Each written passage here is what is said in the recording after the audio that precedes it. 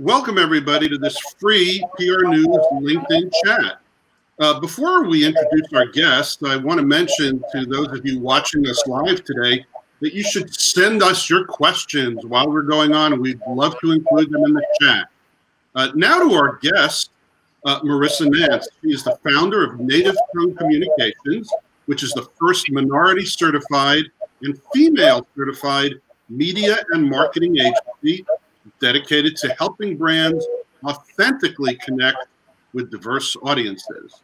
She has nearly 30 years of experience across a slew of industries, including autos, financial, retail, pharma, and technology. She's worked on several iconic campaigns. Maybe we'll ask her about these, including integrating FedEx into the film Castaway. She helped Mark Burnett develop and launch Survivor. I bet she has some stories about that. Sure. And then she also helped somebody here named Barack Obama and the White House create the first ever event at CES dedicated to women in technology. And a part of Marissa's mission, and the reason we have her here today, is partly because she wants to make marketing and advertising more meaningful and just for consumers of color. As such, she's been on the board of GLAAD and the Harlem YMCA. She is a Cleveland girl at heart, but she now lives in LA, and with her husband, Sean, and their fur child, T-Bone. We'll ask her about T-Bone. Literally, here wondering what's happening now. He's wondering. Importantly for me, Marissa is an alum of DC's own Howard University, which is only about 4 miles away from where we're sitting. Marissa, welcome, and thank you so much for being here. We are honored to have you. Oh, my goodness. Thank you for having me. It's going to be fun times. So, first, you're in L.A. Tell us, are you seeing smoke? Are you seeing fire? What's the story on the ground there? Well, I'm very happy not to be seeing flames, though my husband got home the other day and said, I saw flames on the highway, and I thought that's just not good as he was coming home. But I'm looking out over my laptop and I see smoke. I mean, it looks as if we're in a scary movie where the fog is coming in. And every morning we have this just orange colored sun that comes up that is complete. The color's distorted by the smoke. And I think I said to someone the other day, it really smells like someone's having a barbecue and they did not invite me. So, you know, we laugh about it a little bit, but it's not great. And I have so much sympathy for those who are in the flames in Northern California, in Oregon, and other places on this coast. And it's just a scary and sad time. It is. Many, many reasons, but this is one. Exactly. So let's talk about sort of indirectly some of those other things that are going on, other moments that are going on in this country. Yeah. So this is a very intentional moment in this country. You are, as a self-described multicultural marketer. How do we move that? How do we move multicultural marketing into the DNA, into the mainstream? It just seems, gosh, companies should be marketing to everybody. Right. Well, it's interesting because the way you phrase it, companies should be marketing to everybody. And this is where the disconnects begin to happen. So it's wonderful to think about marketing to a variety of people. But first and foremost, you have to begin on the inside. I feel very blessed to have also dedicated a significant part of the last at least 10 years of my career to diversity and inclusion. Mm-hmm. I very firmly and strongly believe diversity and inclusion is the beginning point of multicultural marketing. So an entity and a company that understands internally what it means to have an empathetic, multicultural mindset can then very successfully create a business case for multicultural marketing to their clients and customers.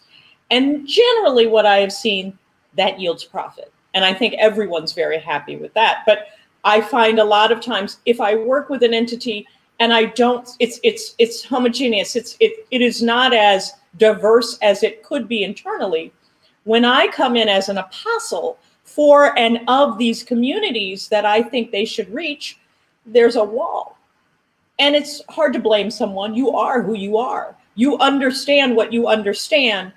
Where you can begin to kind of poke and point a finger is if that person doesn't subscribe to, but I'm willing to learn. And especially those of us who are in marketing and media, it is our obligation. What did Charles Barkley say? I'm not a role model, but I think people in marketing and media are the original role models, tastemakers, and influencers behind the scenes. And if we're not willing to step up and in and be the voice of these communities who don't have a voice, then they never will. And while we think that's going to be okay, because as of now, our companies or our entities are doing well financially, we are headed very, very quickly to a minority majority state and then country. And if you have not caught up and you don't know and understand how to speak to these audiences, you're going to be in a world of hurt.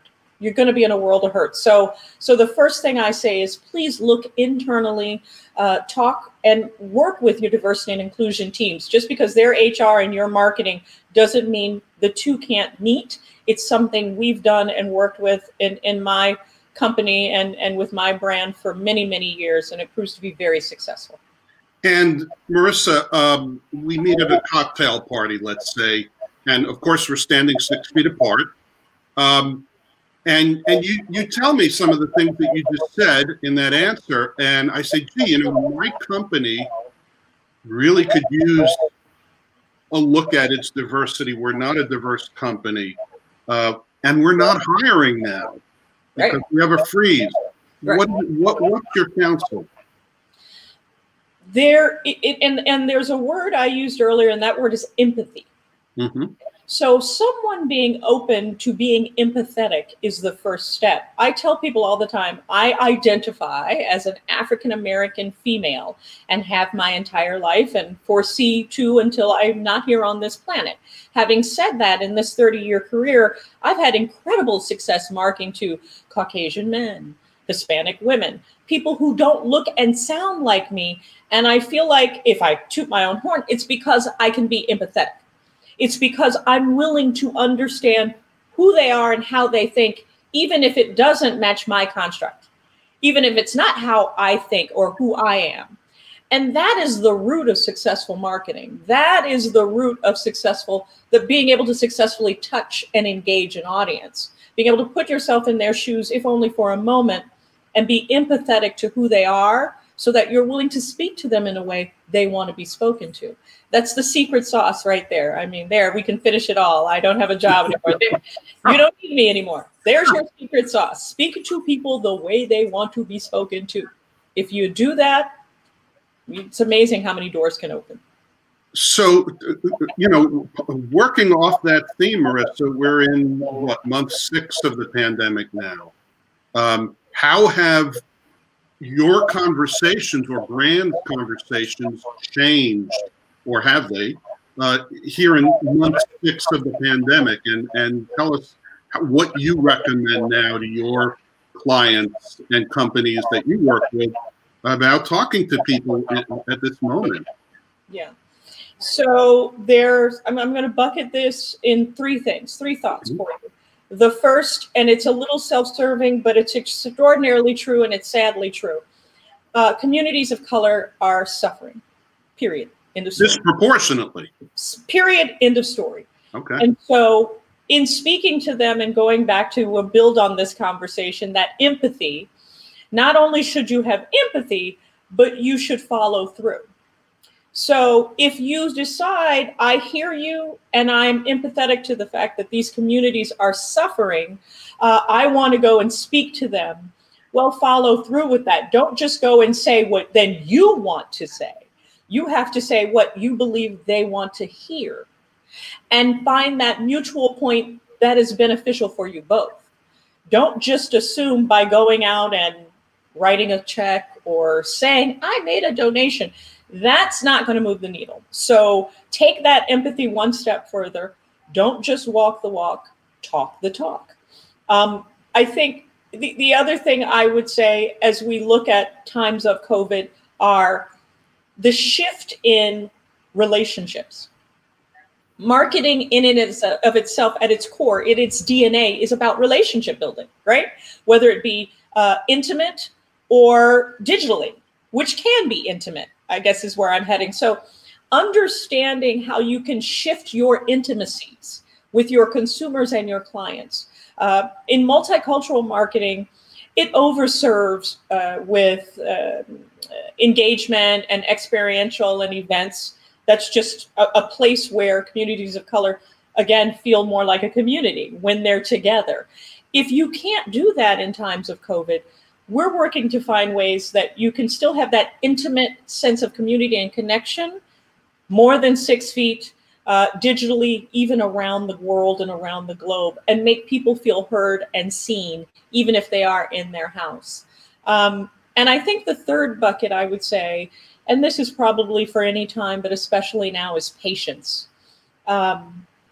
You're not going to see what you want to see, perhaps, certainly not overnight, and maybe in the time you used to or generally would have seen it with your marketing results, KPI and ROI. So I encourage everyone to have just a bit of a moment of patience, so that you see what is working and what is not working, and you're able to take that moment, take that beat, and your consumer will feel that. Especially, again, the build communities and consumers of color who are suffering.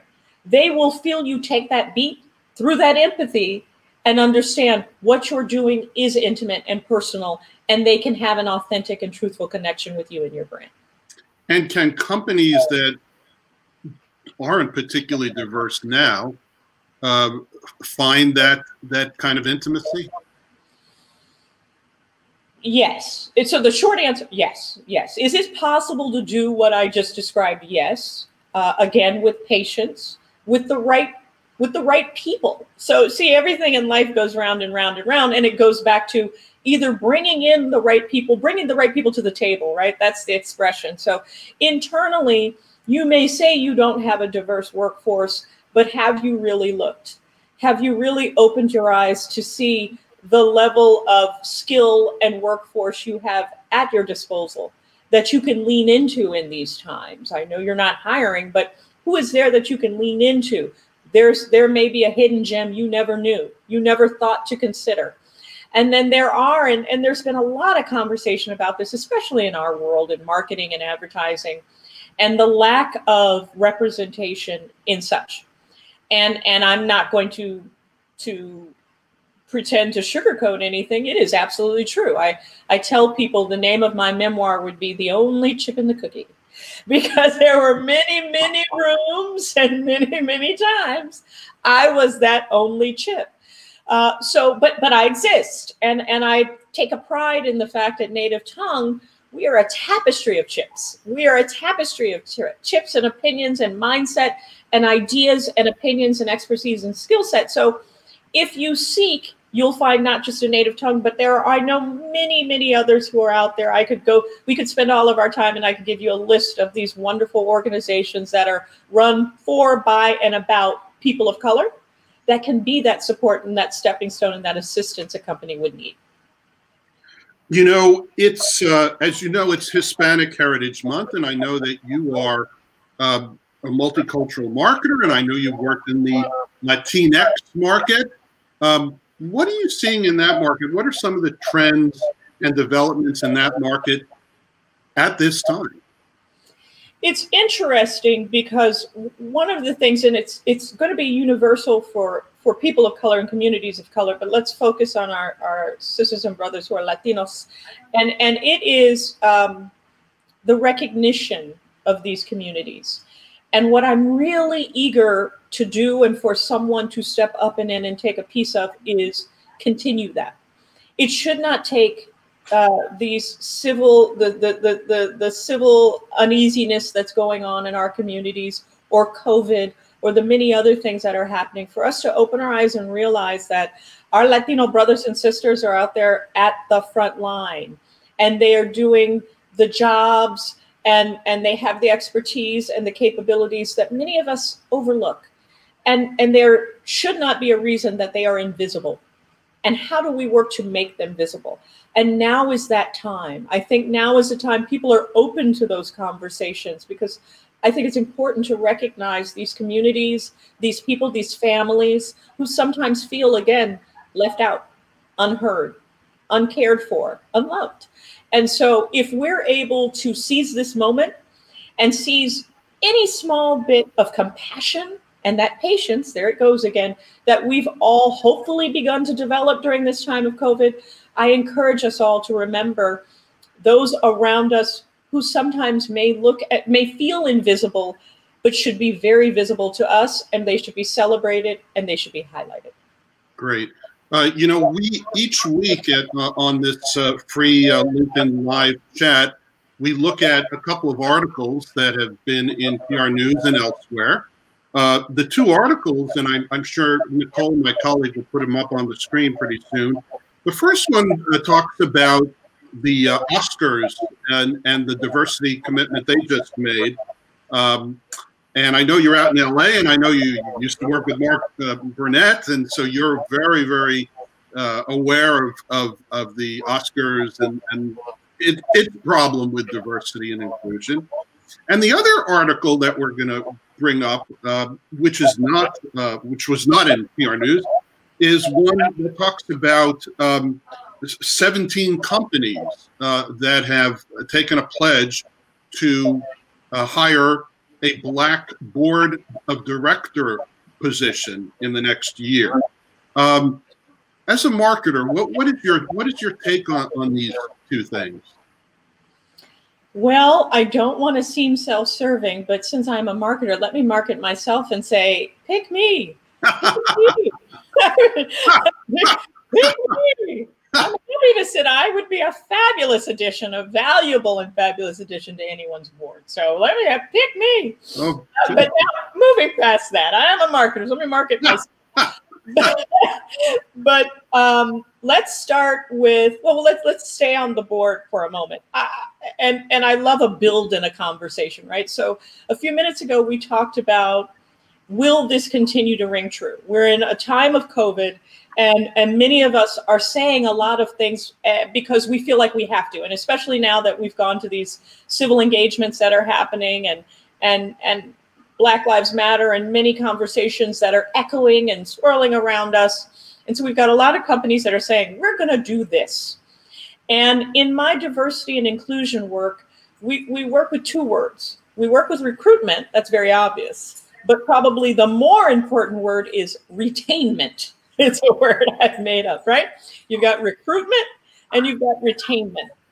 And I can't tell you the number of times I've had a conversation with someone who said, I was put in this great place, or what I thought was going to be a great place or position, and I never once felt welcomed or involved or appreciated or wanted. Let's end with the most important word, wanted.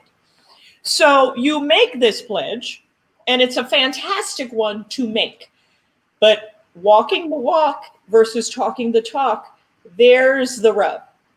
So if you make this pledge, and thank you again, companies, but what do we do to make sure when that person joins the board, they don't feel diminished, they don't feel isolated, they don't feel alienated, and they certainly don't feel like someone's saying on the board, they're only here because. That's the issue. And there have been many times in my life someone has said, she's only here because. Right. And you went through, and I got a rosy cheek when you listed all of my accomplishments, and that's just a portion of them, frankly. But still, she's only here because.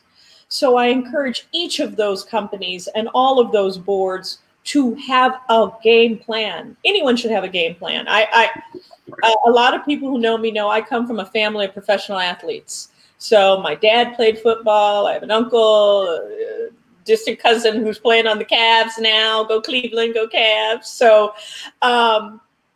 it's all about having that game plan, right? Knowing what you're going to do when you're back on the court, knowing what you're going to do when you're back on the field. That's why you take the time out and go to the sideline. So the coach tells you, this is our next play. You don't just decide to keep going, every once in a while there's an audible, but you don't just decide to keep going. You try to have that plan of action. So if you're going to do it, please have a plan of action so that these folks feel welcomed. Great. We have 1 minute left, Marissa. Thank you so much for being here. We have an audience question. Thank you, audience member. The audience member asks, kind of like what we talked about at the very beginning, this moment of intention.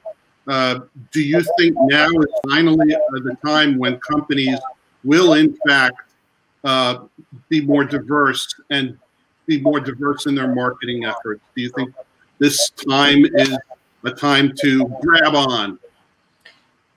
This is not my first time. So if this were my first time going through an environment and this season of change like this, then I would say, well, I sure hope so, Seth. It's feeling really great to me. Because this is literally my third or fourth time to go through these kinds of conversations, perhaps not at this scale because of everything that's going on. I say again, it's one thing to say you will do it. It's one thing to say, I recognize this and I don't want to be on the wrong side of history here, so we're going to make these changes. But when I check in as little as 3 to 6 months, you'd be amazed at, well, we intended to do it, but we couldn't find anyone. We did do it, but the person left already. Oh, we were planning to do it, but we had budget cuts and the budget needed to go over here. There will be many, many excuses. So now is not the time to ask that question. We shouldn't ask if now is the time. We should regroup. We should plan to make a plan to get back in 6 months. And you and I should look to see who did what and how it came to fruition. Okay, consider it done. Marissa Nance of Native Tongue Communications, thank you so much. Thank you to our producer, Nicole Schumann, and a large thank you to all of you watching at home. A quick reminder to check back next week for our next free LinkedIn Live session. Also, a couple of brief programming notes. On September 22nd and 23rd, we have the Social Shake-Up Show workshops, and then the show itself on October 1st and September 29th, or I should have said September 29th through October 1st. And then we have another free webinar coming up, and that's on October 8th, and it's Innovations in Media Relations. So please sign up for that. Have a wonderful rest of the day. Stay safe. Stay healthy. Thank you. Thanks, everyone. Thanks, Seth. Bye-bye. Have a great day. You too.